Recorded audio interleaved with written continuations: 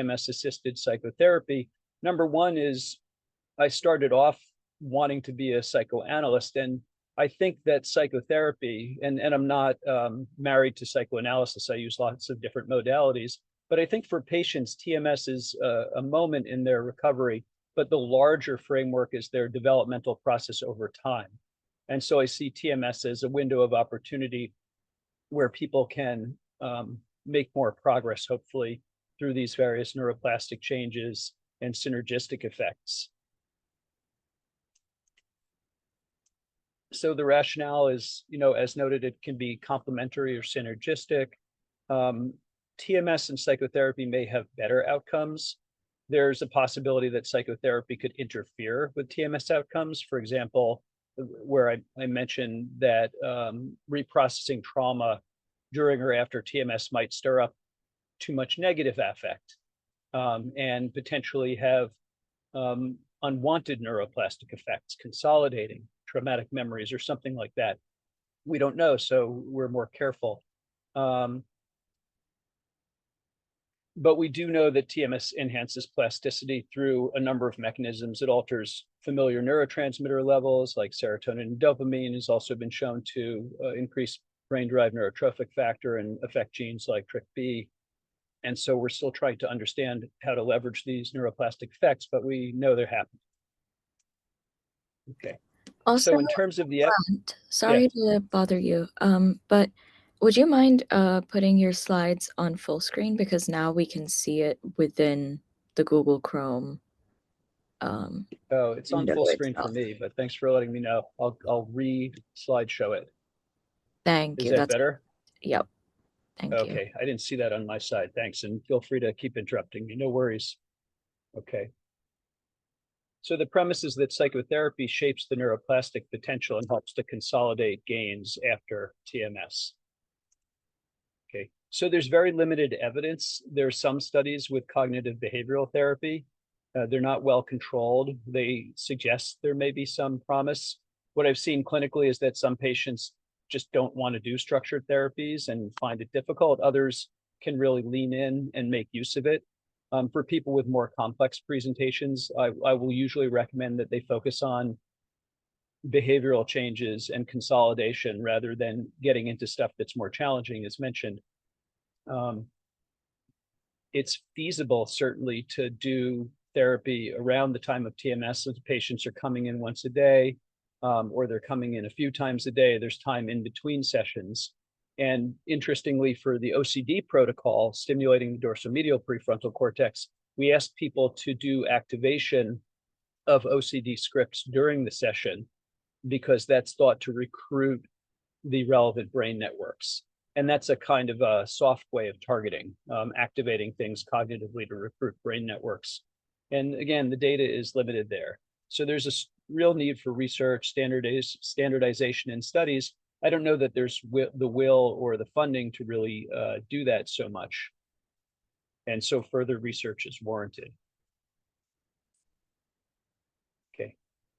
So more in terms of my own experience working with people when they're in long-term therapy with someone else or with me getting TMS, what I've seen on multiple occasions is that people with chronic severe depression, as well often as complex post-traumatic symptoms from developmental trauma or long-term developmental adversity, show qualitatively different responses to therapy after TMS. So not only have I seen patients rapidly recover from the symptomatic depression, but they also appear to have greater reflective function, greater mentalization capacity, what the psychoanalyst Wilfred Bion called the psychoanalytic function of the personality appears to get enhanced. And that makes sense in a way from the brain network point of view with executive function and shifts in attentional networks. And so I've seen people make profound connections after having worked with them for a significant period of time where the information was available, but they weren't able to make the connection. So I don't want to go into specific clinical examples, but there have been patients who have struggled with certain issues for years that intellectually were clear, but then something happens after the TMS that gets everything moving in a very, very different way. And that's anecdotal evidence. It would be, of course, nice to be able to study this in some way over time. And so there's a treatment decision there, who can benefit from that kind of deeper work. But I think we want to keep open to the possibility that interventions like TMS can help to facilitate deeper work and not just some of the more surface cognitive behavioral work, which nevertheless can be very helpful. There's also evidence looking at TMS with meditation and lifestyle changes. Similar type of evidence, not a lot with TMS. There's also some difficulties with meditation and TMS because it's hard to meditate during the session. You can meditate before or after. And meditation has been shown independently to be beneficial. Likewise, for lifestyle changes, we know that exercise, for example, has a very strong antidepressant effect. And so we make these recommendations just generally to try to optimize these routines. And TMS often helps people be more motivated and diligent about doing that. So it's a good time to establish those routines. Whether TMS enhances that effect beyond treating the depression is unknown. And the other question is, what is the optimal sequencing? Is it better to say meditate before a TMS session because it will prime the brain, or is it better to do it during or afterward when the brain is more receptive? Those things are hard to figure out.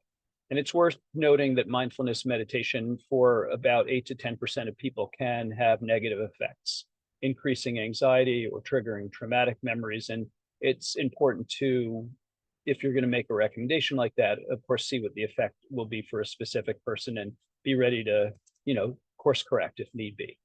And so to the point of meditation, it's been shown to improve neuroplasticity and may change certain types of top-down processing. I'd love to hear more about that later on. And again, the sequencing of TMS is not as clear-cut, and as to whether it has an added benefit or it's just additionally beneficial on its own, whether it's synergistic or not is not answered. I find with a lot of people, I'm recommending compassion-based or loving kindness-based meditations because they have more of a specific effect than mindfulness and often are addressing people's difficulty with how they feel toward themselves. And so there's an active component in those types of meditation that has been shown to work on brain networks related to self-referential processing in positive ways. And certainly during depression, people often have very strong, sometimes almost delusional feelings of guilt or self-recrimination and don't see themselves as worthy of care. Okay. And as noted, there's lots of data on lifestyle interventions and habit. So we really emphasize the benefits of exercise, managing sleep schedule. You can use some circadian things like light exposure and low doses of melatonin sometimes to entrain circadian rhythms. And as I mentioned, usually I will highlight the behavioral piece for everyone who's getting TMS because I think there's a strong evidence base. Anecdotally, I think people do better at setting those things up, but some people fail at that. And it's important to understand when that works and when it doesn't work. Okay. And so generally speaking, we have this premise that TMS may bend the developmental curve. We don't have much data on it, but we should assume that that's the case and use low risk interventions in order to potentially leverage it while thinking about how we can better understand and research it. And there's a need for longitudinal studies, which are quite hard to do for various reasons. Okay. So in the TAP model, I talk about 4 stages: the pre-treatment, the treatment planning. This is where if we were doing it, we would get neuronavigation, usually using structural or functional MRI, and work out an individualized plan that might involve treating more than one cortical area or just one, depending on the diagnostic and evidence base. Then there's the acute treatment phase, which again can range from a shorter treatment of some accelerated type or a longer treatment course day to day. And then in the immediate treatment period, I usually use the kind of surgical metaphor with patients, like this is a rehabilitation period. Sometimes I'll kind of jokingly suggest that people keep their weight off the brain. And I'll say, well, if you had knee surgery, you wouldn't go skiing right away, you would go to rehab. And so be really careful. I encourage people, and I work with their therapists throughout, to be attentive and responsive to those vulnerabilities and strengths. And then some patients will need retreatment. It's a smaller percentage of patients who might need an additional 2 days of accelerated, 2 weeks. And then another fraction of patients may need maintenance treatment, which is usually a few sessions a month. So far, I've treated a lot of patients with a 1-week accelerated protocol. A couple have needed retreatment and none have required maintenance. And I think there's a question there about the role of therapy as to whether that can sustain a treatment without requiring maintenance. There's also studies of pharmaceuticals like can lithium be added to maintain an antidepressant response? And it can be, and it's about as effective as maintenance with low frequency right-sided TMS in a recent study. So people will say, well, which is a better choice for what patient? There is evidence that lithium itself may have neuroprotective effects over time. There's a lot of emerging research in that area that it's associated with lower rates of dementia. And the idea that maybe we're all lithium deficient is supported by some epidemiologic evidence showing that lithium levels in the groundwater are correlated with lower rates of aggression and suicide in populations where the lithium level is higher. And the idea that historically lithium used to be more present in the foods we eat as well. But this question of maintenance is a critical one in prevention of relapse. Okay, so stage 1 is psychoeducational, talking with the patient, connecting with the therapist, getting everyone on board. That requires a lot more effort than just doing a procedure. A lot of TMS centers just do the procedure and don't coordinate care and work on an integrated model. That's something I really highlight. As mentioned, we can look into targeting, but it's not standard. We use anatomic targeting standard right now. And it's an unanswered question as to whether and for whom neuronavigation will be helpful. We help to develop an expectation about the therapy. Are they going to be doing depth-oriented work? Is the therapist going to lean into one area that's less evocative and emotionally disruptive more than another? And look at their medications and optimize and stabilize them. There's an interesting use case with a 1-day protocol of TMS from a company called AMPA that gives 20 sessions in a day and primes people at the beginning of the day with Adderall, with the stimulant, and with D-cycloserine, which is an old tuberculosis medication that was shown to have glutamatergic effects, which can enhance plasticity and help with extinction of specific phobias like spider fears. And so people may get even better responses with these highly condensed accelerated protocols. However, they can be harder to access in some ways. Okay, stage 2 is during the treatment. Again, not at all clear, especially during a 1-week treatment versus several weeks, where to put in therapy, meditation, and lifestyle changes. And so it comes down to really working with the individual patient and getting to know them and not just administering TMS and making a best clinical judgment with the available evidence. Some of it comes down to patient preference. Some of it will come down to the way they've been working in therapy to date. And so, for example, if someone's therapist doesn't do longer-term insight-oriented therapy, it's unlikely that I would refer them to someone to start doing that in the middle. On the other hand, if they work psychodynamically and in structured ways, we may be able to tune that a little more. Okay. Stage 3, consolidation and relapse prevention, is really this keep your weight off the brain rehabilitation model. There's been some folks I've treated where I've cautioned them to avoid, for example, disruptive romantic relationships, because some people tend to get into these things, and they didn't take that advice. They got into, say, a bad dating situation, had a heartbreak, and that triggered a relapse. So we try to prevent that type of thing. Likewise, the same idea of getting into stuff in therapy that might be too disruptive or too challenging for that stage of treatment. And then stage 4 is this maintenance retreatment, and it requires close work with the therapist and the patient, psychoeducating both of them so that if there's early signs of returning symptoms, we want to treat people right away. And the majority of people who have had a response and get some kind of retreatment recover and regain their their therapeutic benefit from TMS.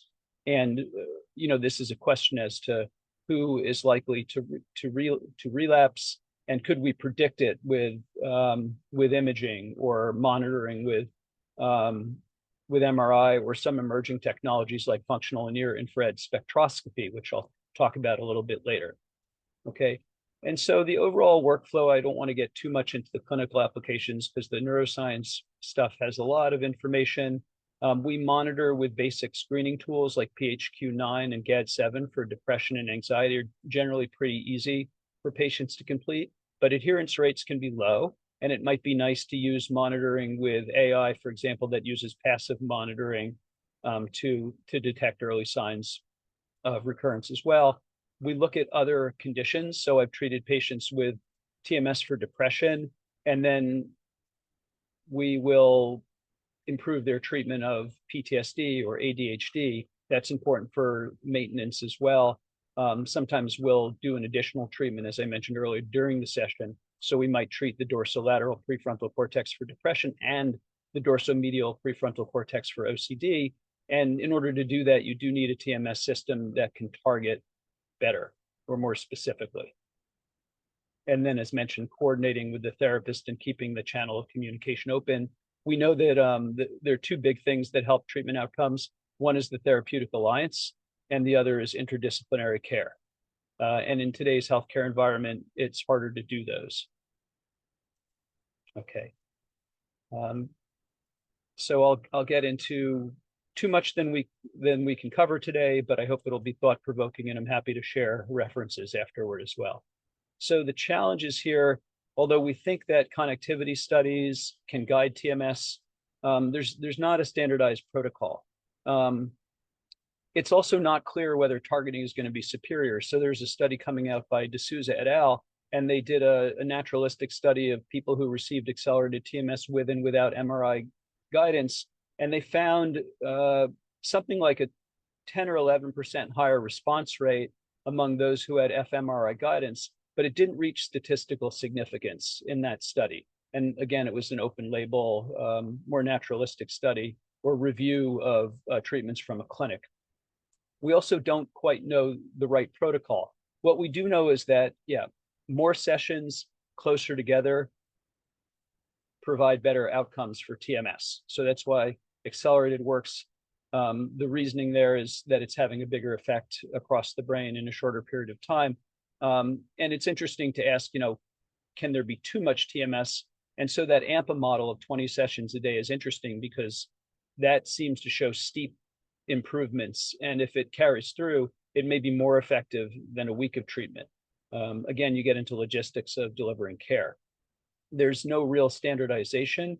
The best known targeting approach is the SAINT TMS, which uses accelerated TMS that is targeted to the region of the dorsolateral prefrontal cortex on the left side, that has the strongest anti-correlation with the subgenual nucleus of the anterior cingulate cortex. But there's emerging research that we'll talk about that may have better targeting, so we need more research. So how do we build these precision protocols?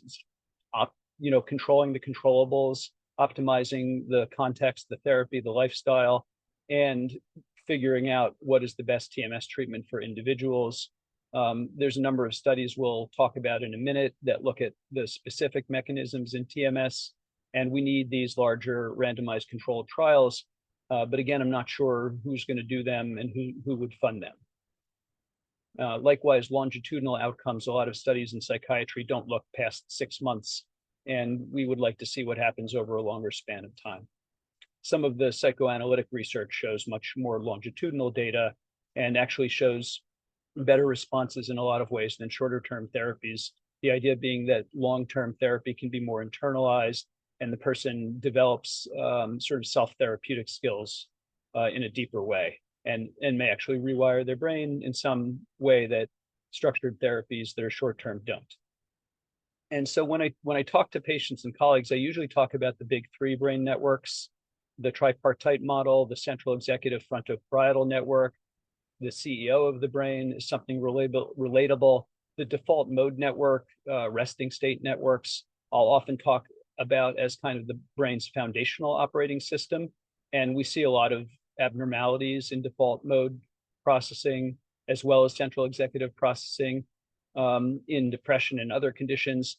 And the salience mode, which people understand in terms of what they're paying attention to externally and internally. And there's problems with switching of salience in psychiatric conditions. With depression, of course, the focus is going to be on negative ruminations, and people don't have the cognitive control to switch to other things as easily.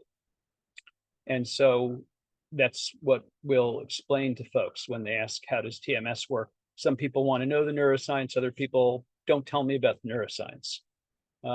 Likewise, with psychotherapy, there's a fair amount of research that different kinds of therapy have overlapping effects with the types of changes we see in TMS as well.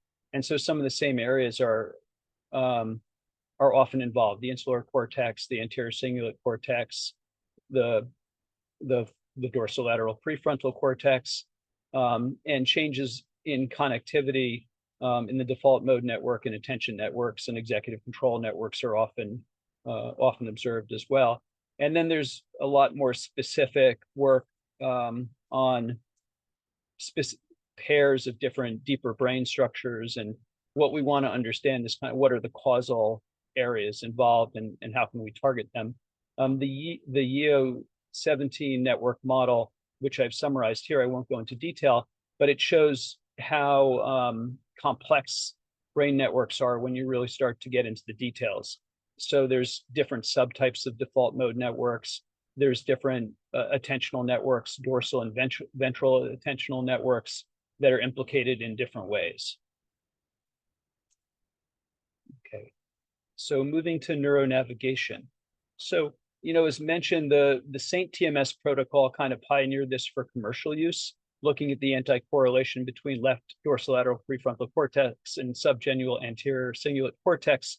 The SGACC was also identified as a target for deep brain stimulation with neurosurgical intervention many years ago. And so that's often considered an area that is of interest and has had hyperconnectivity in depression.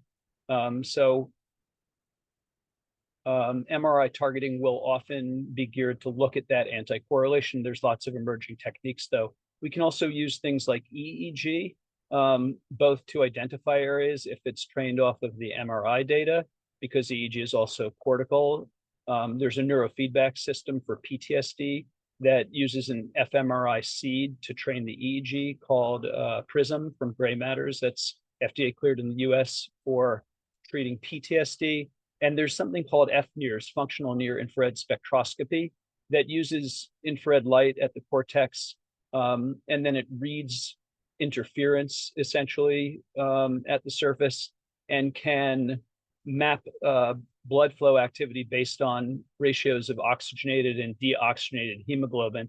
And some of these systems are very usable. They're basically wearable and are much easier to use than EEG in terms of the usability, or MRI in terms of accessibility and cost. So there's a lot of interest in things like FNIRS for targeting. And there's been some studies that show that it can be used to predict as well as track outcomes. So with FNIRS, you could see a graphical display of the frontal cortex in a highly granular way, and you can see which areas have lower function, whether function gets higher during TMS. If it's not, you might change the treatment protocol and then look for a response. So you can have some closed loop asynchronous monitoring with FNIRS. With EEG and with MRI, you can actually monitor during TMS, but it's much harder to do. And so you think about what's actually available that can be made available to the large number of people with depression and other psychiatric conditions. And then, as mentioned earlier, we can also develop precision protocols where you're treating 2 or 3 areas at the same time with TMS. And there's a lot of future directions. One of them, which we'll talk about a little bit, is involving deeper brain stimulation that's non-invasive using transcranial focal ultrasound. And so you can also treat deeper brain structures, and you might want to do that if you know that those deeper brain structures are the causal targets. And so, speaking of causality, there was an interesting study by Kita et al. That was published in 2025 that used Bayesian modeling, and they determined by looking at 270 healthy controls and 175 patients with major depressive disorder that there's multiple regions implicated. And it's likely that there's different forms of depression that we might be able to diagnose in the future based on different patterns of connectivity, and therefore have better treatment outcomes. But the main regions that we're already treating were implicated in that study, along with many others. I'd encourage people to take a look at that. This is also a place where AI and machine learning are going to be necessary in order to figure out what to do. Okay. And so moving into machine learning a little bit, most of these studies use complex statistical methods. Many of them use various machine learning paradigms like support vector machines or random forests to figure out what the network connectivity patterns are and come up with a treatment location. You also need to model something called the E field, which is the anticipated or simulated electric field at the surface, and figure out what direction it needs to be based on the patient's specific anatomy and connectivity. And so that allows you to do things like change the angle of the magnetic coil in order to optimize treatment outcomes. And so you can get very precise. A lot of these systems for neuronavigation were originally developed for neurosurgery, where of course you need a great deal of precision. Okay, so one example here is something that would be very hard to do in a clinical setting is treating people with TMS in an MRI while looking at dynamic changes in white matter tracts and making modifications to the treatment so that you know that you're getting what you want to get. And this could be something I would say that would be down the road, but you can imagine a scenario where that's a standard of care. But it's much harder. People need to be in an MRI. It's more expensive. There's a lot of equipment. The barrier to someone who's depressed doing this is much higher than going in for a straightforward treatment. But it's very interesting. I am interested in what Carl thinks about whether we can apply some of the thinking and models with psychedelics to TMS. So I'll just drop that here in terms of the canalization and temp model that you've written about. But there's very little treatment on combining these things. So naturally you would think, well, can we combine psychedelics with TMS with therapy? There's a little bit of data with ketamine and TMS, and it doesn't show a strong signal. On the other hand, the one I mentioned earlier, the AMPA model with D-cycloserine and Adderall seems to show that it helps. So it's really undiscovered territory. Okay, so we're looking at a convergence of different techniques, right? Various forms of neuromodulation and imaging for treatment planning, psychotherapy, all these lifestyle changes, and the promise of AI. Even things like digital twins, it would be very helpful. You could model an individual patient's brain activity and use that to determine the best treatment outcome. Okay, so other forms of neuromodulation, briefly, people may be familiar with deep brain stimulation and vagus nerve stimulation. Those are both invasive, though there is emerging research that you can stimulate the vagal nerve through surface electrical stimulation. There's a lot of direct-to-consumer products that are really unproven, but there are some research-based products that place electrodes on the ear that have clinical evidence that they can stimulate the vagus nerve and have this kind of bottom-up effect on depression. Transcranial direct current stimulation doesn't cause neurons to depolarize the way TMS does. It uses a low amperage electrical current, and it can also be made quite targeted by setting up the array of electrodes in the right way. And that's being studied for, I'd say, mild treatment-resistant depression. And it can be used at home, so it's very accessible and affordable. And there's a lot of emerging modalities. I mentioned transcranial focused ultrasound.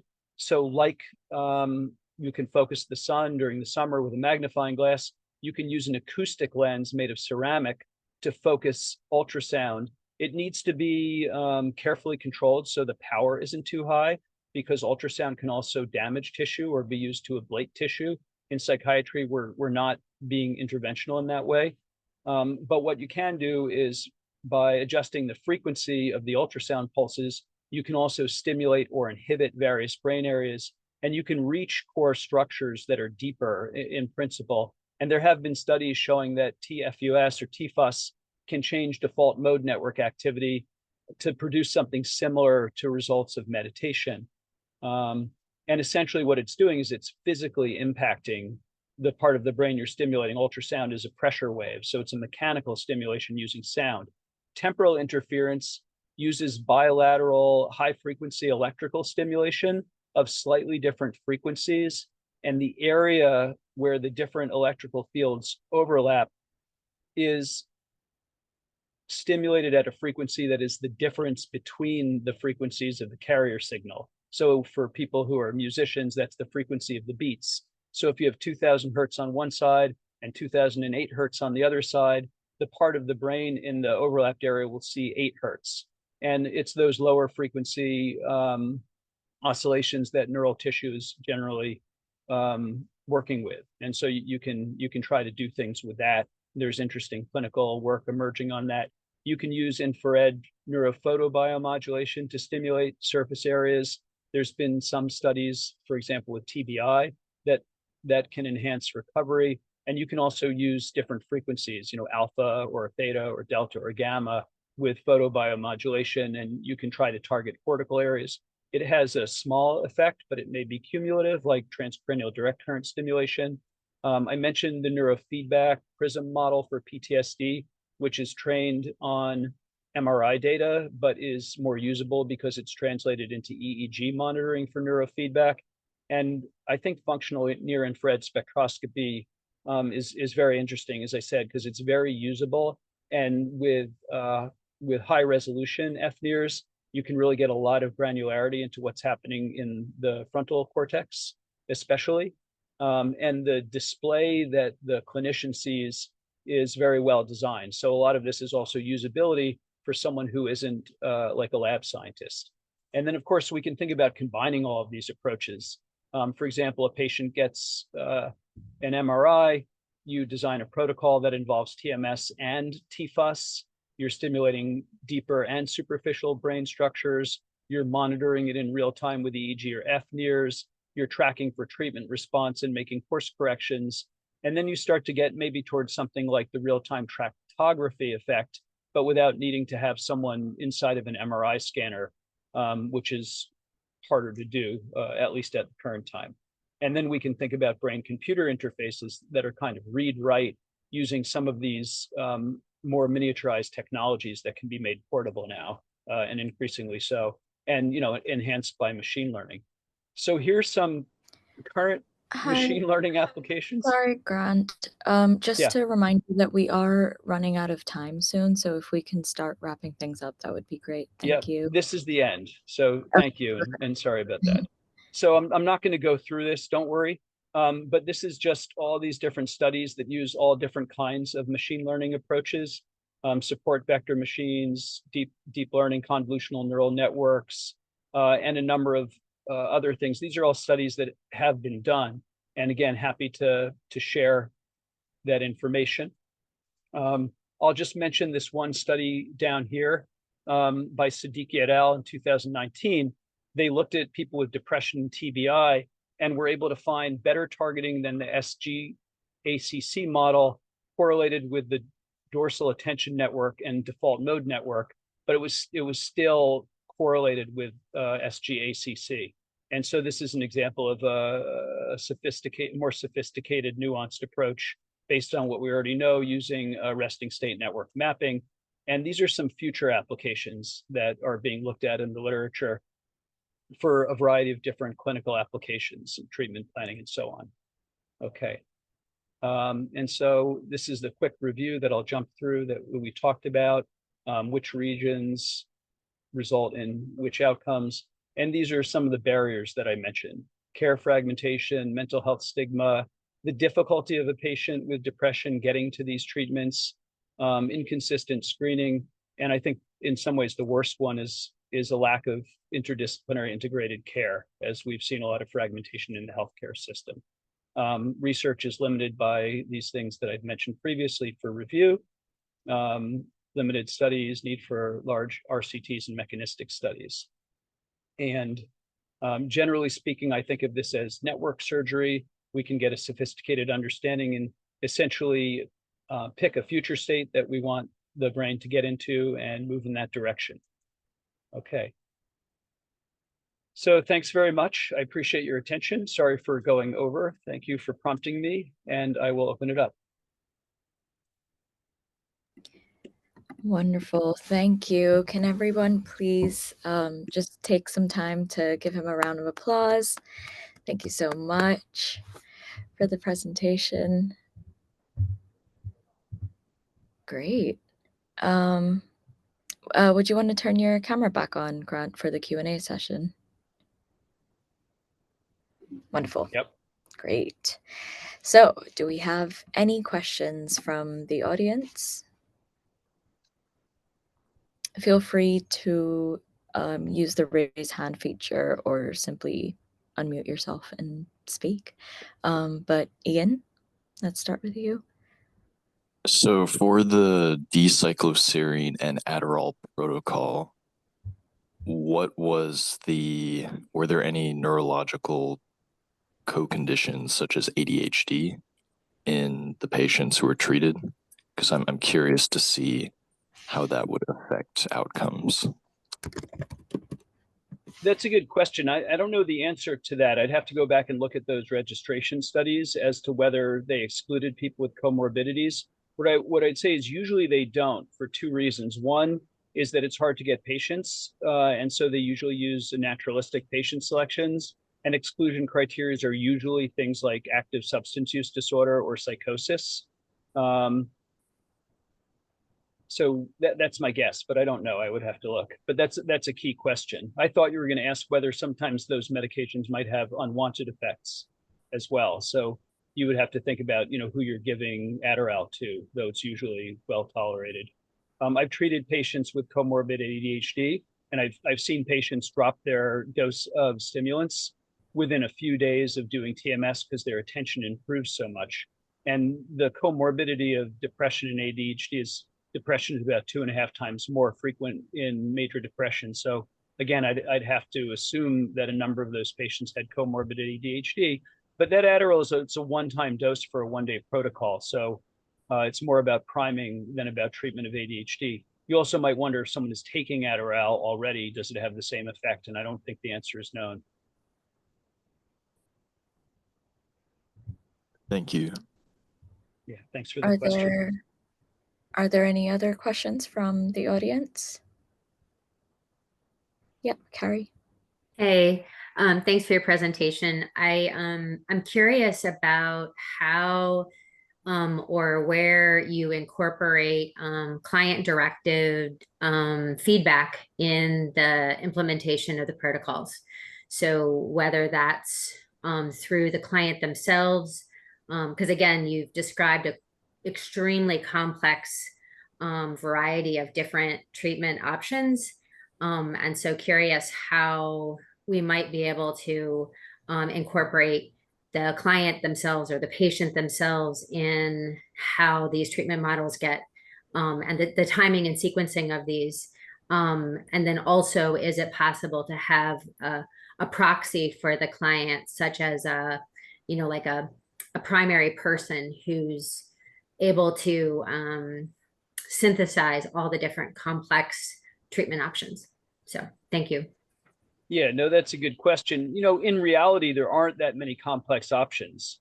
And so I'm very patient-centered in all aspects of care. When it comes to the TMS part of the treatment, the options are usually accelerated TMS versus standard TMS. A lot of times the biggest determinant, at least in the US, is whether insurance will cover it. Standard TMS is better covered than accelerated. So many people will want to do accelerated treatment, but they can't. And then the other thing is convenience. Are they going to take a week off of work, or are they going to come in every day for a week? There's some thinking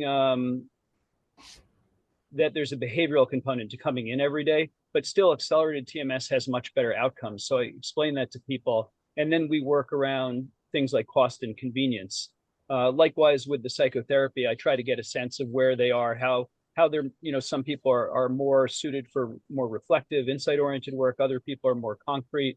And so it's mainly my clinical experience and best practices. And then these other technologies, like I can offer people neuronavigation. We have an ANT visor neuronavigation machine, and that requires a relatively straightforward MRI, which I can then have analyzed. And so I can offer that to people as well. But these other technologies aren't available, really. We're not using FNIRS in clinical practice routinely, or EEG-based targeting or real-time targeting. Those things are generally done in labs or academic centers right now. But I think that's a next iteration to move them into clinical practice. And I'm working with some equipment manufacturers to set up something like a clinical lab where we can start to bring these things into the field. The other thing there is TDCS. There are studies, like I said, and patients can register for TDCS to get that as well. But that's not usually an alternative to TMS. TMS is more suitable for really treatment-resistant depression, whereas TDCS has a more mild clinical effect. Thank you for the question. Great, thank you. Can we please have the other Ian now? So I'd like to ask, does RTMS combined with psychotherapy, does it also exhibit similar therapeutic effects in individuals diagnosed with generalized anxiety disorder, bipolar disorder, and other mood disorders as well? Right. So with regular RTMS for depression, anxiety usually gets better. There's a subtype, a subset of people with more anxiosomatic depression where sometimes their anxiety will worsen. And then what we'll often do is use an inhibitory right-sided protocol in addition to the left-sided stimulatory protocol. And that inhibitory right frontal protocol can reduce anxiety and may have applications in other treatments like PTSD as well as anxiety disorders. So we'll be responsive if that happens and sometimes add an additional protocol to target that in that example. How about individuals with mood cycling and bipolar disorder? On the bipolar question, there's very limited research for the manic or hypomanic phases of bipolar, but TMS has generally been shown to be safe and effective in major depressive episodes in bipolar disorder with a low or basically absent risk of inducing a manic switch, which is a concern with antidepressants if someone is not mood stabilized. And many times people with bipolar disorder present as major depression, and it requires careful history taking to look back and see if they really have bipolar disorder. And so we screen for that, for example, using something like the Young Mania Rating Scale or the Mood Disorder Questionnaire, as well as careful clinical history and collecting information from prior providers. Many times patients are slow to get that history to you from prior providers, and particularly with bipolar disorder, a lot of patients believe they've been misdiagnosed. And you don't want to find out that it was an accurate diagnosis by inducing mania with medications, for example, or by failing to treat the bipolar. But again, TMS for depression in bipolar disorder while off-label is often effective. And I've treated a number of patients with bipolar disorder for the residual depression, which is also often hard to treat in bipolar. Okay, got it. How about individuals with extreme forms of depression, such as suicidal ideation? There's evidence that TMS reduces suicidal thoughts and behaviors. There's not enough evidence to have an indication for acute suicidality, but I've treated a number of patients with TMS who had been chronically suicidal with some active thoughts, and it has gone away completely in the majority of them. Mhm. Okay, that's it. Thank you. Thank you. Ian? You mentioned a protocol where there's inhibitory action on the right hemisphere and stimulatory action on the left hemisphere. In your clinical experience, would you say that there is some lateralization bias? Yeah, that's a good question. Thank you for asking that.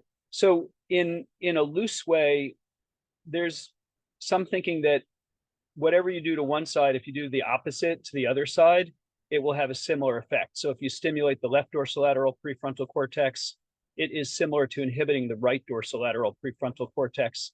And for patients who find TMS intolerable for high frequency left-sided, we will often offer them inhibitory right-sided, and it does work for depression. However, it does seem to treat certain forms of anxiety more effectively then stimulating the left side. And there's a variety of protocols where you can do bilateral stimulation, and sometimes you can stimulate both sides, or you can stimulate one side and inhibit the other side. Those sorts of decisions are largely based on clinical experience and clinical presentation, rather than the desired, based on brain network analysis guidance.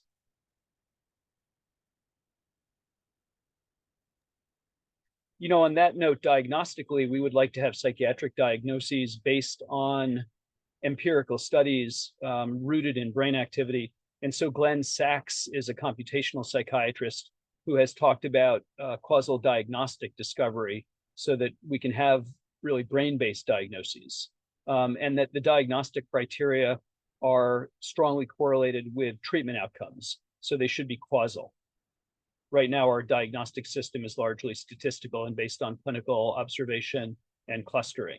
And so there's a great deal of overlap among the diagnoses, which further clouds the picture. That diagnostic system is what's called a polythetic system, categories that overlap a great deal with symptoms. So to your question, about 40% of patients with depression have significant anxiety. And these different subtypes of depression can present with agitation or with melancholy, with retardation, psychomotor retardation. It's largely based on clinical phenotype at this point. Thank you. Thank you. Thank you. Are there any other questions? If not, I'd like to ask some questions, if that's okay. For TMS, considering just how complex it is and how it's also tied in with other forms of treatment, and coupled with them, how would you assess whether or not TMS is really the thing that is facilitating recovery? And what are you, like, from the literature review that you've done, are there any effects of the placebo treatment as well, or like sham signals that are given? Yeah, so the initial TMS registration studies to get FDA clearances were placebo-controlled with sham TMS, and they had a strong enough clinical signal, number one, and then ongoing studies support that. And so the thinking is that the placebo response to TMS is actually quite low, say, compared with medications. And then in clinical practice, you kind of have to take my word for it in a way. But when people respond to TMS, it is not like anything I've seen with medications, including ketamine or long-term therapy. There's often a sudden and dramatic change. And then in the studies that have been shown, for example, in people who have an antidepressant response to TMS, you see very quickly increased activity and statistically significant changes in those brain networks. And so something is happening that appears to be qualitatively and quantitatively quite different. And in terms of treatment selection, TMS is so safe and effective that there's very few times where we would say it's not worth a try. And the general thinking is that it's underutilized, that it should be used much earlier on. And tragically, I think I mentioned, I've seen patients who've, say, been in long-term therapy for 10, 20, sometimes even 30 years on they've taken a bunch of antidepressants, or they've just been on the same one. And then I've done TMS, and within sometimes 1 or 2 days with accelerated protocols, people come in just completely transformed. And they say, I haven't felt like this in years. And when you see that happening over and over again, it's very compelling, and it matches the data. So what I usually tell patients, because it is safe and effective, if they don't have metal in the head, other than dental work, which is a contraindication, TMS is usually worth doing. If it works, it often works well and it works quickly. If it doesn't work, you can still go down that path of different kinds of therapy and different medication combinations. And with accelerated TMS, the remission and response rates are quite high, that the number of people who have no significant clinical response is quite small. And so I think the biggest risk for people is when it doesn't work. So, given how effective it is, and from my limited understanding of how TMS is, or how often TMS is rolled out, how come it's perceived to be one of the last resort um, uh, treatments or treatment plans that people opt for or are even prescribed? Yeah, I think that's a question I've thought a lot about. Well, one of them is it's often equated with ECT, and it's nothing like ECT, and so Mhm. there's some carryover stigma. Another, I think, is that our culture is taken a while to get its head around something like TMS. It's an unfamiliar treatment. There aren't a lot of interventional psychiatrists. There's more of us nowadays, and so TMS came out in the States in 2008 with an FDA clearance, and it was picking up steam. So some of it is marketing, but then the psychedelic movement really kicked in, and I think it Mhm. interrupted the clinical development. And there's a whole commercial side, like some of the TMS manufacturers would want large companies to fund it. Um, and so I think those are the main reasons: is unfamiliarity, kind of the weird factor. Most patients make a joke. Some of them make a reference to some Star Trek episode where Captain Kirk was tortured with some kind of brain thing. And I think in some fundamental basic sense, people will do a lot of things. They'll take meds, they'll do therapy, they'll modify their bodies, but what people will let you put on their head and do to their brain requires just a lot more work with individuals, and then again on that cultural level. So now we're seeing more interest in TMS as the psychedelic wave has settled down, and people are seeing that ketamine isn't the panacea, and so they're looking for other treatment options and are more comfortable. And there's been a few TikTok videos of people who are younger influencers talking about how great TMS was for them, and that's the kind of thing that we're starting to see shift now. And at the same time, insurance companies are covering it better, so the financial barrier is getting lower. Yeah. Okay. Wonderful. Thank you. I do have a final question, but before I go, I'll let Stephen ask his question. Um, I pardon me if I missed this, but I'm curious what your personal subjective characterization would be of TMS and how you relate that to an objective characterization. Um, I'm not sure. Could you clarify what you're asking, please? What was your experience like in experiencing TMS, and how would that be different, or how would you recharacterize it if you were to do an objective assessment of the experience? Okay, so I'd say in my clinical practice, we see better outcomes than the empirical studies show. I think because we provide this comprehensive framework. Oh, sorry. Um, I meant you've had it done to yourself, I assume. I have tried it, yeah, And yeah. what was that subjective experience like? It's fine. It's uncomfortable. I found it quite tolerable. I noticed subjective positive changes in cognition and mood. I didn't have any adverse effects other than discomfort during the treatment, and I found myself kind of interested in continuing to do that. There's some thinking that people would like to use things like TMS for performance enhancement. I've also had colleagues who have had TMS done, who are TMS psychiatrists themselves, say that it made their brains feel like they felt 10 or 20 years ago in terms of cognition and clarity of thought. And I think that's somewhat consistent with my experience as well. I found it overall, quite doable. Not the most pleasant thing, but certainly easier than procedures like getting a colonoscopy or having shoulder surgery. Sometimes I liken it to patients to dermatologic procedures, which can be uncomfortable but tolerable and cause discomfort on the skin, which is really what you feel with TMS, is discomfort due to stimulation of skin nerves. So setting aside the kind of weird factor, it's quite tolerable and doable. And it's the kind of thing that you do in medicine because it helps you. Thank you for that question. To also add on to Stephen's question and your answer, Grant, it kind of feels like a buzzing that's done for like dental work or tattoo or something like that, but it's happening on the top of your head. So it can get kind of like concentrated in terms of all of your energy and feelings are all quite salient on the top of your head, but then it goes away quite quickly as well. Yeah, I sometimes use the tattoo analogy, though people with tattoos have said that it doesn't quite feel the same, but it's a good Okay. one, or again, kind of lasering of the face. And it can hurt under the coil, or feel uncomfortable, but it can also stimulate facial nerves. So many people have usually unilateral twitching of their face. Sometimes it can stimulate nerves to the upper teeth, so it can have a sinusy feeling.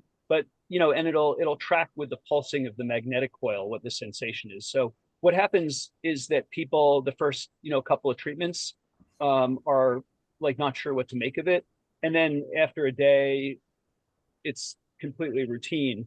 And some people have stopped feeling discomfort. There's some accommodation of the nerves, and even if it was quite uncomfortable the first day, they're fine after a couple of days.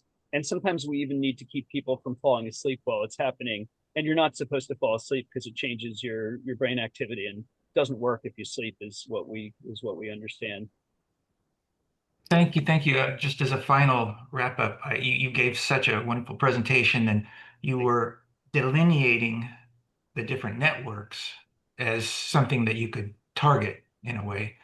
And so my question was kind of aimed at, we have a singular percept generally, but we don't think of different components of our network activity separately. We combine all of that into a single experiential perception of what's happening. And yet we know there are these different components. And I was wondering if during TMS targeted application, you could identify those different network components because of the targeted stimulation or inhibition. Experientially, I'm not sure. If your cognition improves and it can improve quickly, you can tell yourself, I guess that's because of my frontoparietal network. Um, Not everyone, I think, experiences things in a unitary way. There are people who have a more fragmented sense of self, and that's a whole other topic. In terms of the brain network stimulation, I think we would want to also know whether TMS or related treatments are producing better integration among different brain networks, which I think they are. I think there's some data on that as well. But subjectively, I don't so much think so. But part of that is how people think about themselves.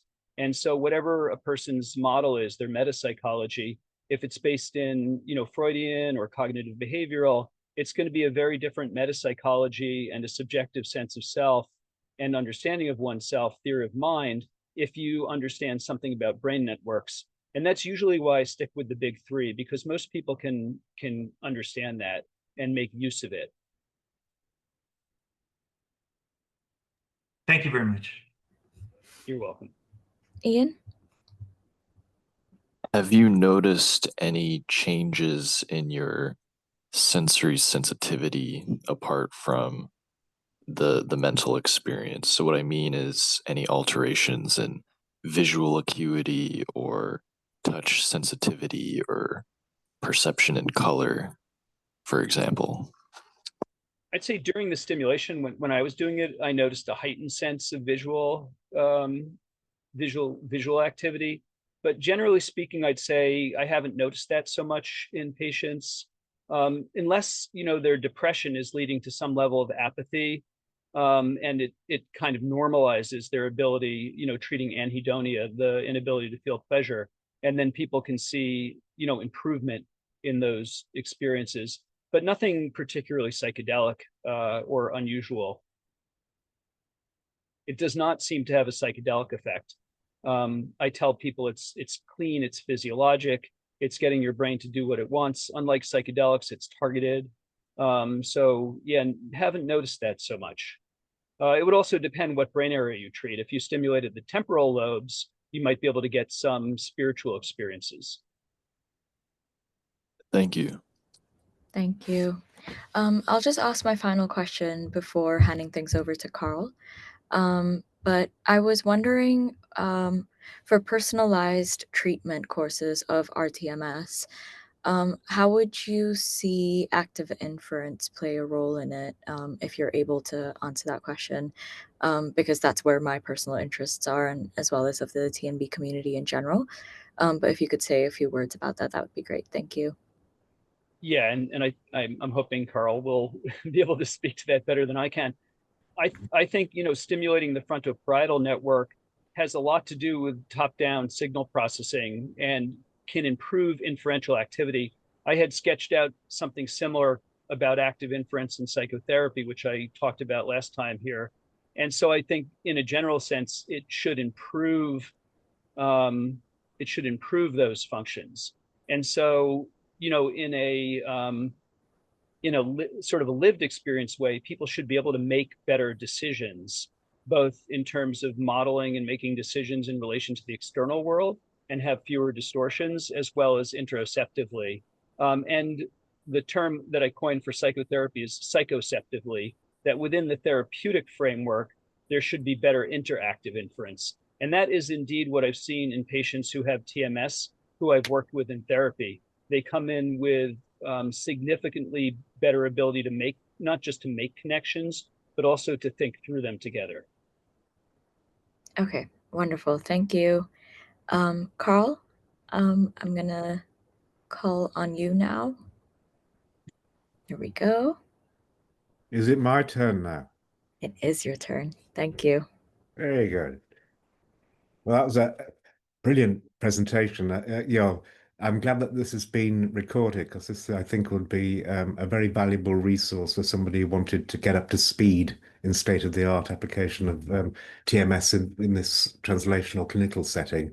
So my thanks and congratulations to you, Grant, for putting all this together. That presents something of a problem for people like me. There's not much that we can do to help other than just admire. So I appreciate Riddy's question. What could active inference or a theoretical approach to how we make sense of the world and fail to do so on occasions help here? I was rather hoping that you would present some specific questions along those lines. And of course, you have done so already in the context of psychotherapy. Graham, would you want to ask this group some specific questions that we could speak to, or do you want me to just wax lyrical, given my limited knowledge of the issues you're contending with? I would personally like you to wax lyrical and maybe think about how newer forms of AI and machine learning might be leveraged to better understand individual human brains. I did want to say the prefrontal cortex, to Stephen's question, shows the highest inter-individual variation among and between individuals. And so, I'm really curious how you think about that from a neuroscience and active inference point of view, and how we can model it most efficiently. Right. Okay. Yeah, I mean, there are two ways that one could model it, and you mentioned the notion of computational psychiatry. And I think if you look within computational psychiatry, you also see this two ways of modeling things. One can model the imaging data, neuroimaging data, and the time series ranging from fMRI to FNIRS, EEG, and literally use generative modeling of neuronal networks and try to drill down on the regional specificity of something which you mentioned, which is enhanced functional integration or sort of coordination among different brain areas. That in my world would be addressed using dynamic causal modeling, which is a particular kind of complex system modeling that has been most developed for neuronal networks. So I can certainly speak to that. That would be a sort of pragmatic way of physiologically phenotyping, possibly tracking the differences and responses to interventions as estimated or as quantified by the efficacy of the influence of one brain area over another brain area. And that in it of itself, as you well know, is an important reflection of the of what you would understand as the encoding of confidence or uncertainty or precision when it comes to a functionalist interpretation of the neuronal dynamics that underwrite sense making, belief updating, decision making, self-modeling, and everything else, emotional inference, interoceptive inference, everything else that underlies the sort of lived experience of the patient. So the other way of using modeling, of course, is to create digital twins of sense making and decision making and try to understand the functional, or at least the computational anatomy of people, or in the personalized context, any specific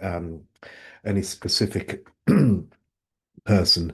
I think that kind of modeling may or may not be useful in this context. It certainly would be useful in terms of providing a formal motivation or account of which networks or regions to target. You've talked very much about sort of intrinsic brain networks, and I think you mentioned the big three. Now, I assume you mean by the big three, you mean the three cardinal resting state networks, default mode, CEN, and the salience network, which is, I was interested to hear that you thought, oh, this is understandable. Most people can get their heads around. I thought that was very interesting because that, to my mind, is also an explanation as to why these constructs have been so prolific in the past few decades in the imaging neuroscience and functional anatomy literature. Because previously,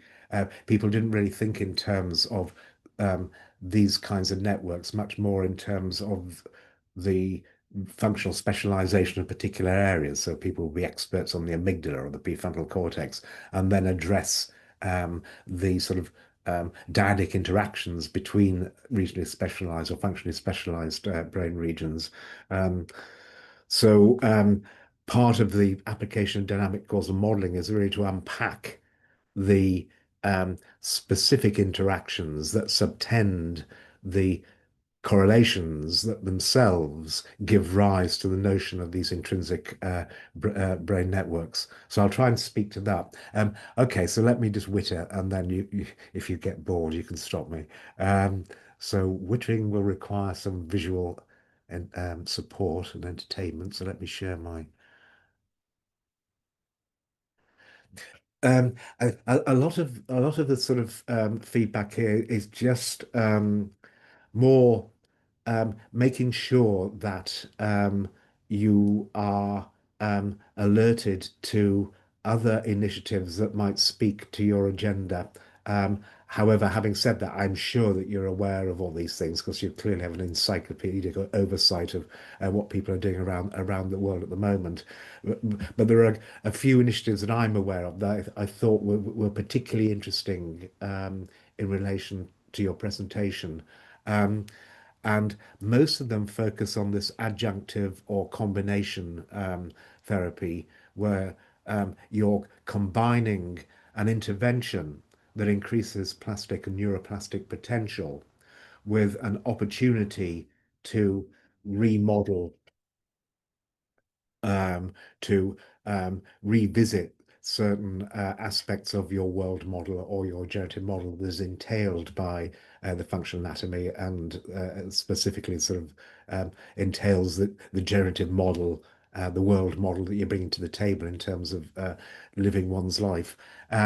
So I just put, have you come across Giulio Ruffini and his crowd in Barcelona? I'm not familiar with their work. It looks like TDCS or maybe temporal Yeah. interference. Yeah, it is. It's TDDCS. The reason I sort of it will be. I mean, again, I don't know what your agenda is. I mean, if you haven't already, you should write a book about this, and you're clearly the world expert on it. But if you wanted Hardly, to, hardly. well, okay. But if you wanted to just get some feedback or join the dots with parallel thinking, not using TMS, but using other sort of combination therapies that is inspired but loosely by a similar kind of understanding of the underlying theoretical neurobiology, then the people I'm going to sort of highlight, I think, would be useful to reach out to.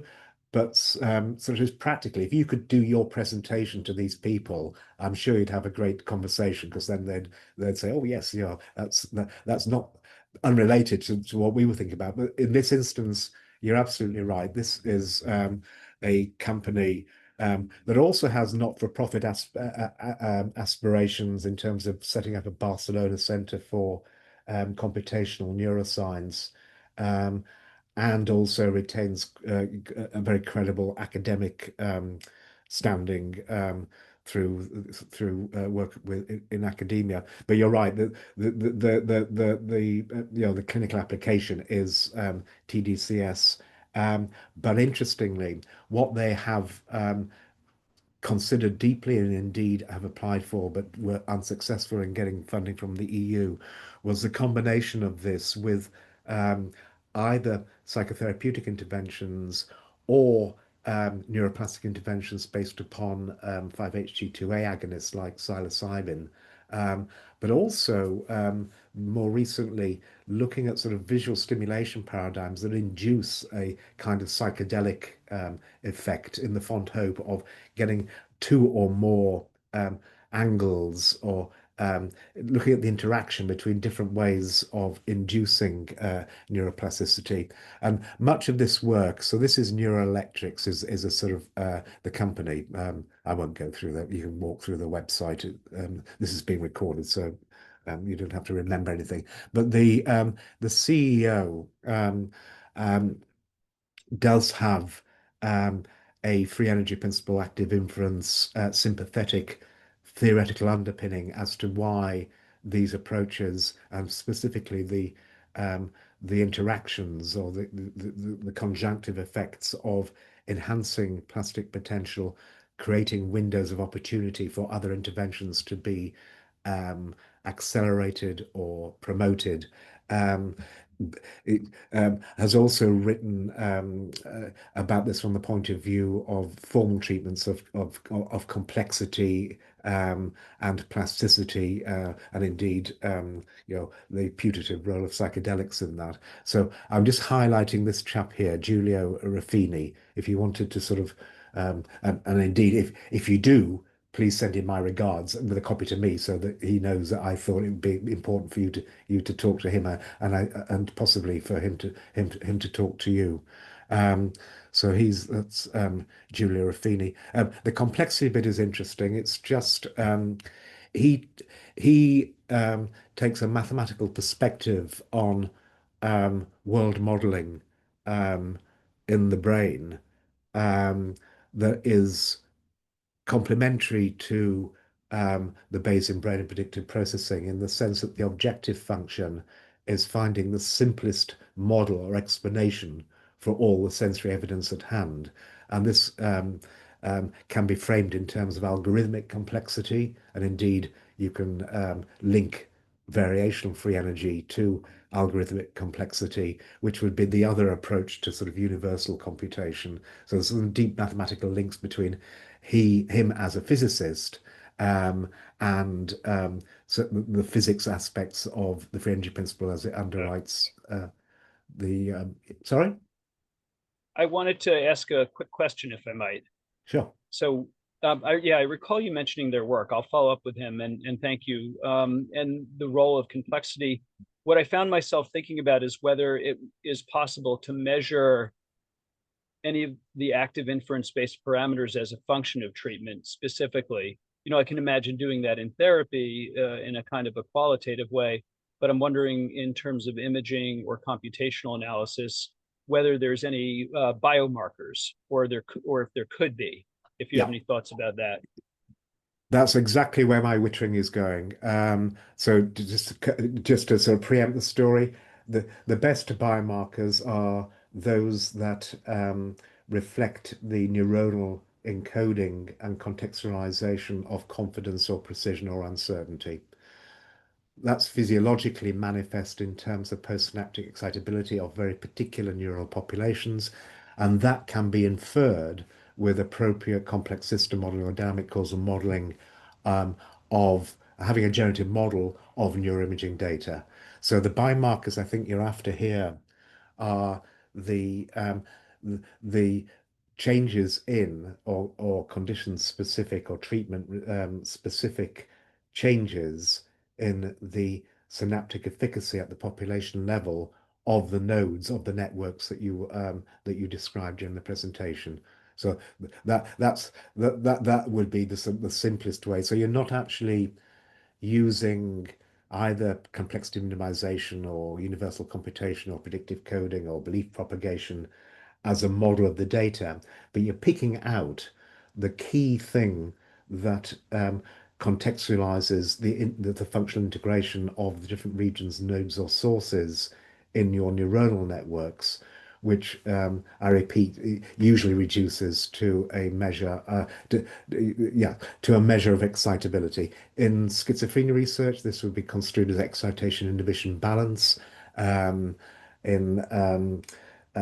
other contexts, it would be discussed in terms of cortical gain control.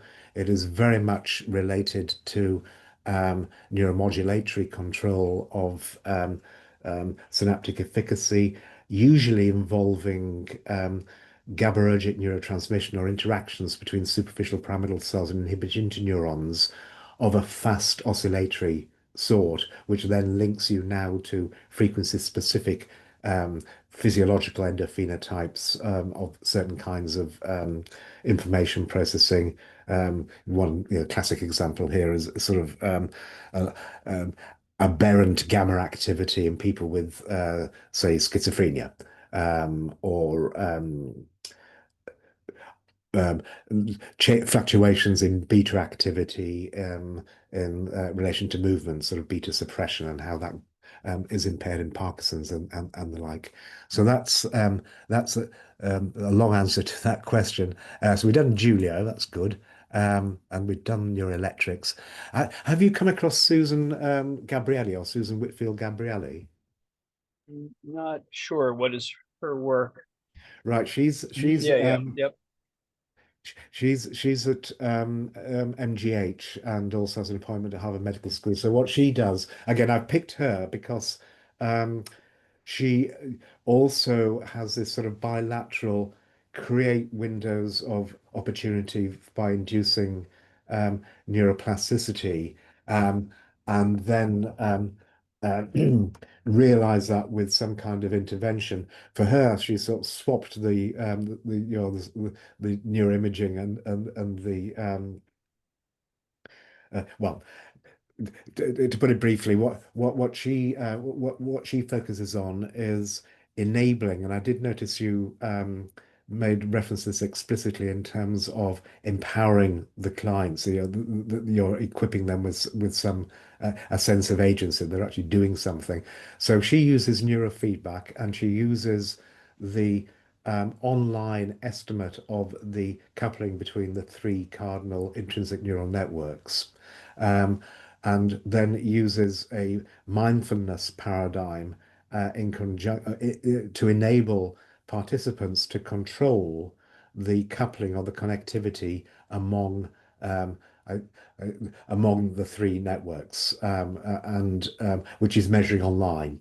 So the subjects now can see a little target, a little ball, and their job, which measures the activity of one of the three cardinal intrinsic networks, resting state networks, and then their job is to move it up or down. So they get control over the activity of the intrinsic brain networks that you are targeting with the RTMS, and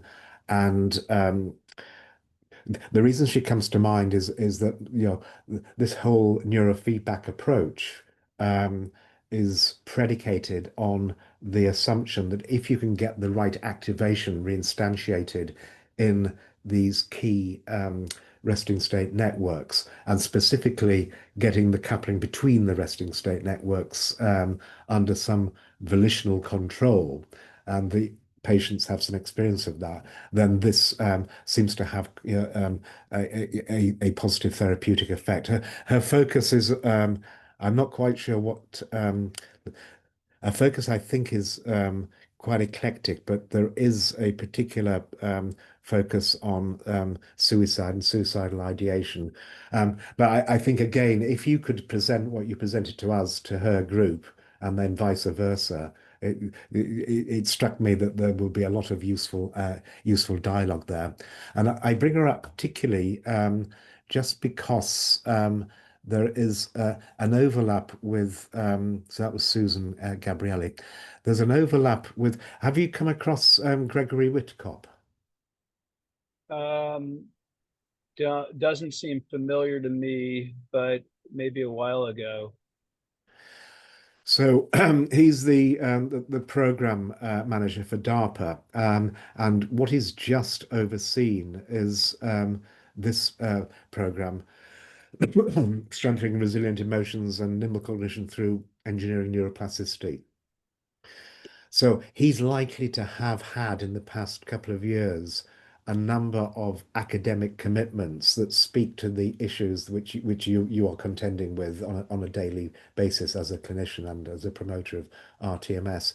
The reason that I bring him up is that he's now moving on to the next phase, and his particular focus is going to be on high-risk suicidal patients and patients with suicidal ideation. I think he'd be extremely interested in what you've done and are doing and the potential, simply because he's looking for a neuroscientifically based intervention that is that leverages sort of neuroplasticity and state of the art, all the state of the art sort of techniques, both in terms of the imaging modalities and the application of sort of machine learning and generative AI, to try and tackle in the next phase of this project, suicide. So I don't know how you get in there, but I have recently introduced Susan to Greg. If you can get sort of perhaps via Susan, just to see what they're doing and see if you've got anything to offer, I think that would be a very useful dialogue, or a meeting of minds. He himself seems to be extremely skilled and eclectic in his knowledge as well, but he's sort of self-taught. He started off as an ophthalmologist and then rose to a position of power in terms of spending DARPA's billions in addressing mental health issues.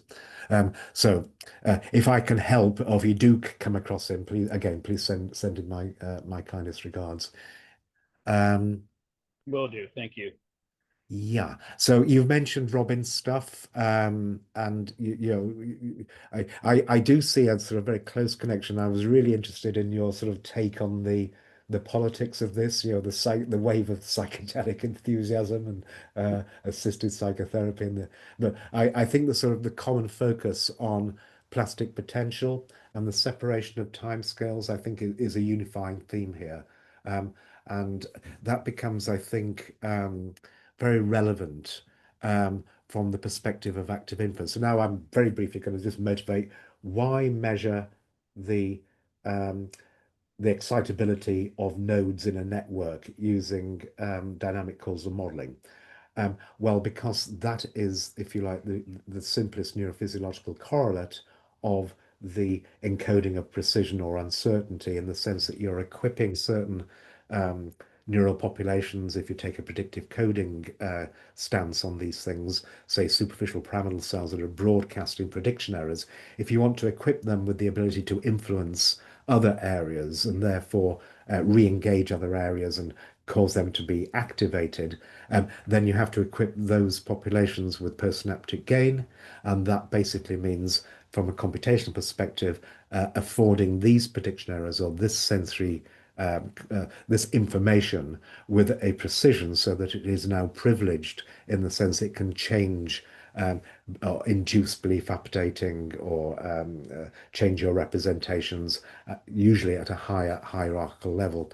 And that whole story, when it comes to psychopathology as false inference, is of course summarized in this review article, which I shared with you previously. But the point I wanted to make here is this separation of timescales usually comes along hand in hand with the hierarchical depth. And I just put this paper up here, which is a very old paper now. It's a little bit abstract, but it makes an interesting point. It sort of distinguishes different affective states and associates these different affective states with a loss of certainty about the consequences of my action or the state of affairs in the world, in my lived world. But notes that this loss of uncertainty has to be encoded, it has to be represented under an active inference treatment of engagement with the world. And in this, I think, paper sort of committed to a predictive coding notion where the precision weighting of the prediction errors is the way that you'd sort of look at this mechanistically. But crucially, there's going to be posterior beliefs, or the encoding of Bayesian beliefs about the precision, but also in a sort of metacognitive sense, the physical encoding of Bayesian beliefs about the beliefs about the precision. And when you have this hierarchical structure, you get a basically a temporal dilatation or separation of temporal scales. So crudely put, you could say that angst and anxiety and a low affect over a time scale, well, say over a time scale of 100 milliseconds or milliseconds and minutes, is very distinct from a, a depression and affect that could have a time scale of, a depressive episode, well, no, of days, which is very, a response to some bad news, which is itself very distinct and shorter than or faster than a change in mood. And these different aspects of affective states of being, separated at different timescales, just correspond to the precision of the precision of the precision. So technically they're called hyperpriors or hyperparameters. And he's just making the point here that each one of these beliefs about the certainty of usually, I repeat, the consequences of action, what happens if I do this, each one of these has to be inferred and learned, or inferred and learned by the brain. And if you get locked into, for example, I think the story here, which is reiterated in a number of different contexts over subsequent years.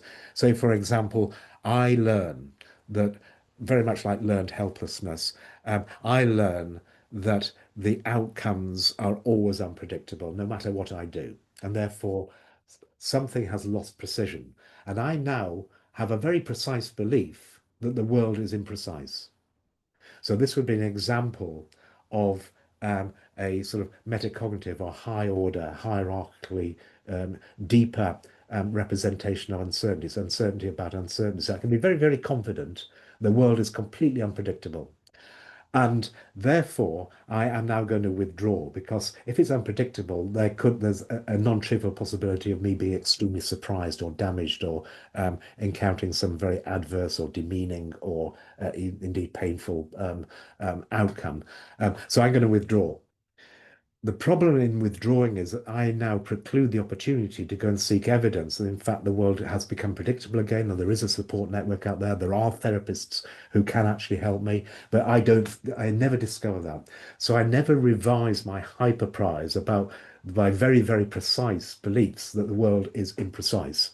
And this, just as a nod to the canalization, of course, mathematically, that kind of precision is just the curvature of the canals in the free energy landscapes that Robin talks about. So you literally get stuck in a rut, but you can't escape that rut because you've engaged in a particular base optimal behavior that precludes you ever sort of widening. Like within that local minimum. May I ask you how that might apply to one's beliefs about oneself, right? Because people talk about self-doubt, and then, the term confidence is really interesting, the way it's used colloquially, because what I see is that people also, right, they can be emotionally numb or dissociated and essentially have overly precise beliefs about themselves, which of course preclude change and become the focus of psychotherapy, often frustratingly for therapists. Yeah. No, yeah, that makes entire sense from the maths perspective. So, yeah, I keep saying precision about the consequences of action deliberately, because it is basically me in this lived world and my paths into the future. It's these particular beliefs that we're talking about, which interestingly now implicate the prefrontal cortex and of course all the subordinate hierarchical subcortical machinery and functional anatomy that actually causes you to act, not just with striated muscles and volitional actions, but also in terms of interoception. So you're also now engaging the anterior cingulate and the insula.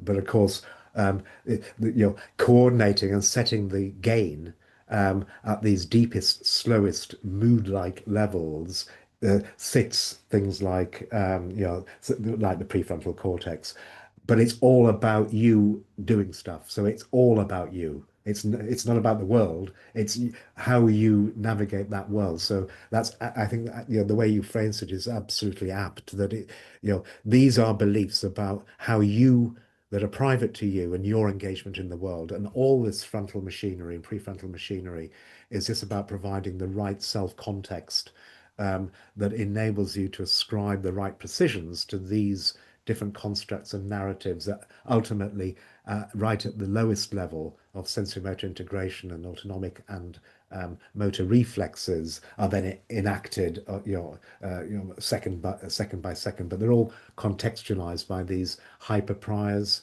and you can certainly get stuck in a rut, and it is your rut. And being stuck speaks to the fact that you actively have to get out of the rut to learn that it doesn't quite have to be that way. Is that what you were driving at? Unmuting. I'm thinking very specifically, yes, and very specifically, the person's action that they take in relation to themselves in a specific use of interoception, or what I was calling psycheception, that there's an idea that we experience ourselves in a kind of a singular way, but the clinical extreme example is someone with dissociative identity disorder or multiple personalities, but subsyndromally, many people feel a fragmented sense of self. And we can be in some particular self state. And to your point about timescales, in that moment, we think that's who we are, and we forget these other ways we can be. So I've worked with patients who are depressed, and when they're depressed, that's the way the world looks, and that's what their beliefs about themselves are. When they're feeling good, they don't think about being depressed. And to some extent, that prevents exploration, that prevents self-evidencing and developmental change. And so I think of this, the movement, the action also has this much more kind of nuanced process within therapy and personal growth and development. And that just what you're saying is people become overly certain about who they are and also how to approach themselves. Even the idea of being very fixated that I'm a singular entity with no variation just shuts out the possibility of being aware of other aspects. And a psychoanalyst who was a psychiatrist named Harry Stack Sullivan put it very succinctly in, I think, the 1940s. He said, everyone has good me, bad me, and not me. And the not me experiences are ones that were too distressing for us to be aware of it. So the salience network couldn't focus on those, for example. The bad me are the things that you don't like, but you can engage with, you can talk about. And then the good me are the things that a psychodynamic therapist would call ego syntonic. And also there's a way where we don't question those good things. So I'm thinking about the person sort of moving in relation to themselves, making active inferences, exploring very specifically from an insight-oriented, mentalization type of therapy, and the way metacognition comes into play, along with the limitations of self-awareness that can block development. And of course, trauma often is one of those barriers, as well as thought disorder, if that makes sense. No, no, it makes absolute sense. Yeah, and certainly very consistent with sort of formal work by people like Ryan Smith on sort of emotional inference or inferring the kind of person I am in this context. And if you get stuck in this context, I am this kind of person, then that would be a reflection of a very precise belief. I'm this kind of person. I'm not that. I'm not the good or the not me. I am the bad me. If that is inactively maintained by an undue precision on that particular belief structure, then you can see how easily people can get stuck in that. The way that you phrase that sort of brings to mind a couple of really key points. So the latitude you have for exploring other ways, other kinds of me, me in in other contexts.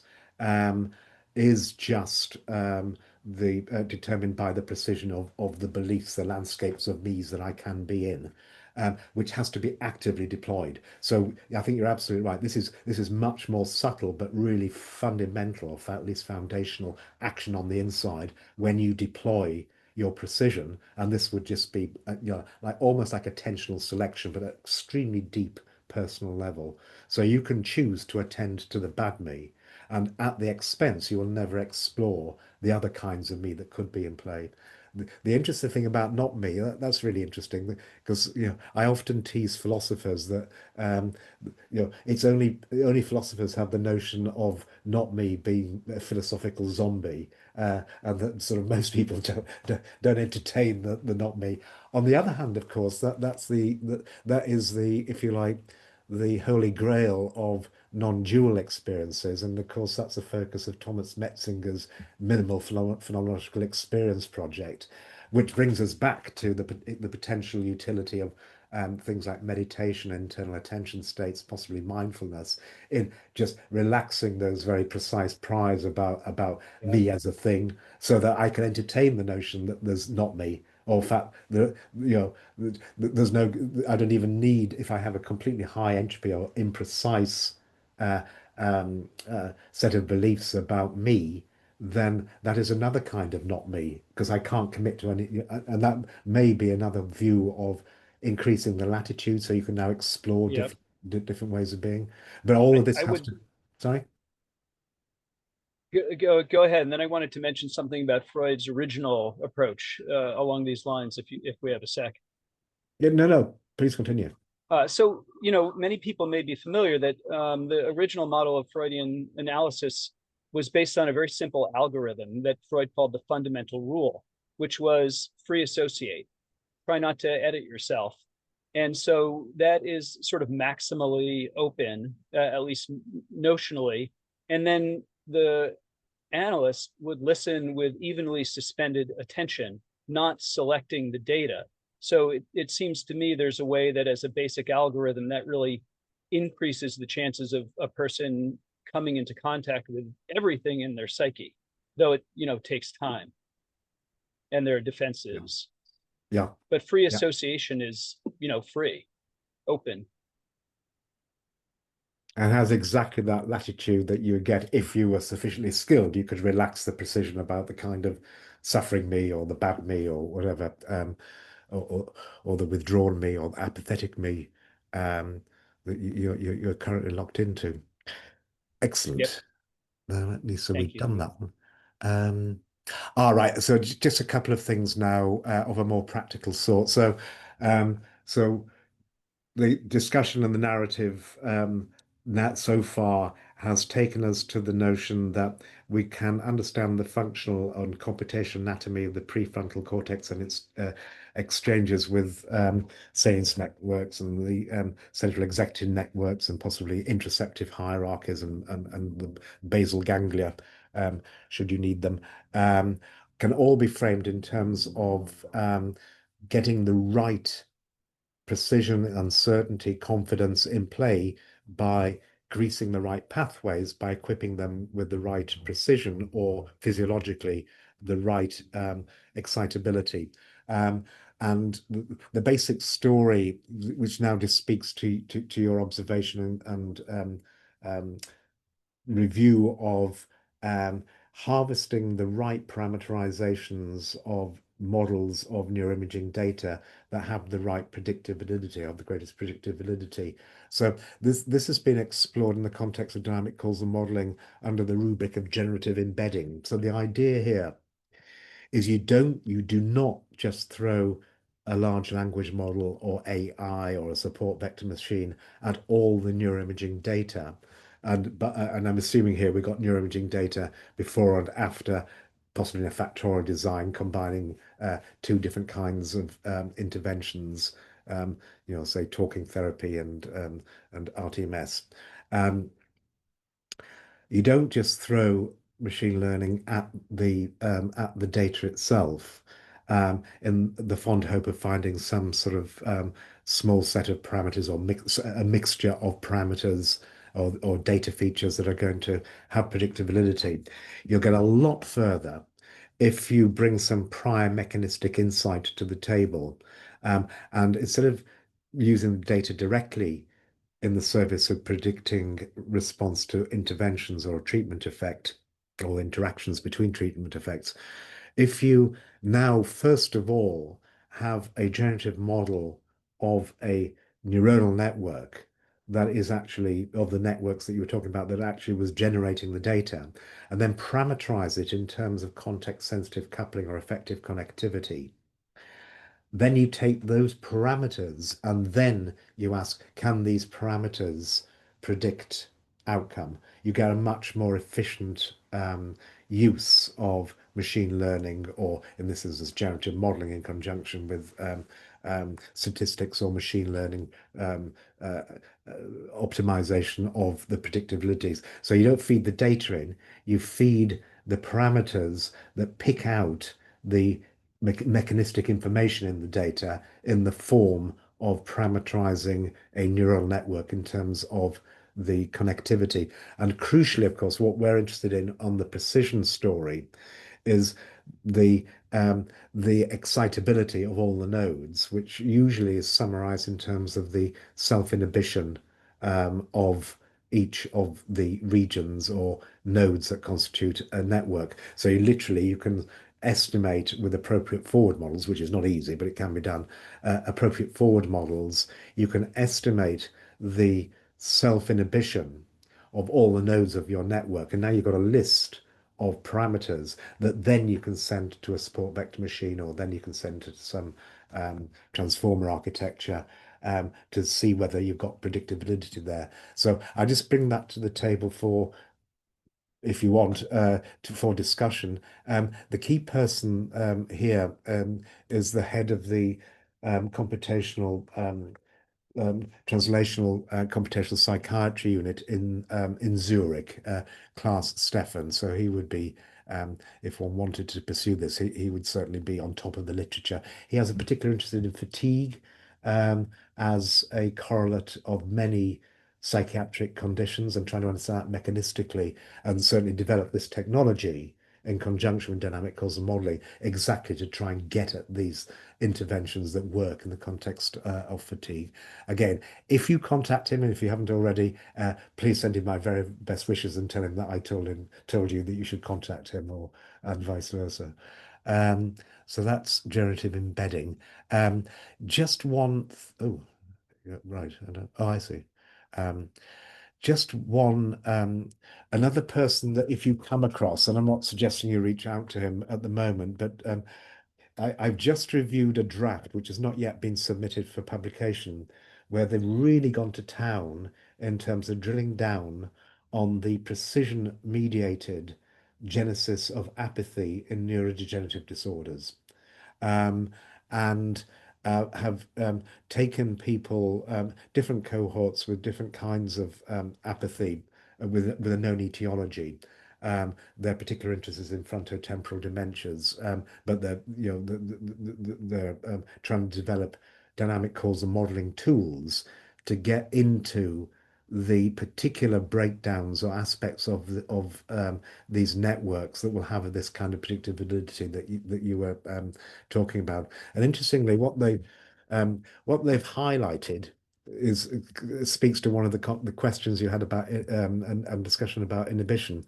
What they found is that theoretically and empirically, it looks as if giving GABAergic agonists seems to increase the gain and activation of the frontal components of the frontotemporal and frontopolar networks. And that this reverses apathy. So there's some sort of disinhibition effect, which seems to be, and they motivated this explicitly on the basis of a precision-based account of the kind that we've been talking about. Now, this, I haven't read this paper, but this I think is probably the sort of the theoretical backstory before they actually applied DCM to actually measure and track the correlates of apathy in terms of this, as I say, physiologically measurable mediation of the metacognitive beliefs that we were just talking about. So the leader of this group is James Rowan. He's at Cambridge University and one of the world's experts on applying dynamic causal modeling and building these models in the context of neurology, not so much psychiatry, but neurology. So if you keep your eye on him, I think he, that kind of work would answer exactly how do you apply modern day modeling and AI. This is not really AI, it's generative modeling, to answer the, to try and get those biomarkers that both mechanistically tell you what's going on and in virtue of being mechanistic, also extremely efficient in tracking both the clinical and the physiological state of a patient during their journey. That same theme, you just mentioned one of your colleagues who had a sort of more pragmatic approach to diagnostic nosology. That just reminded me of the ambitions of the High Top project, and one of the key architects of, one of the users of the High Top initiative is Roman Kotov, and he's at Stony Brook in New York. But he has collaborated with us, and in particular with his one of his erstwhile postdoctoral research fellows, who's now, I think, in Hong Kong, I think, to actually apply dynamic causal modeling to the observable consequences of psychopathology. So I just put this in here as a generalization, this kind of complex system modeling, which could, in principle, be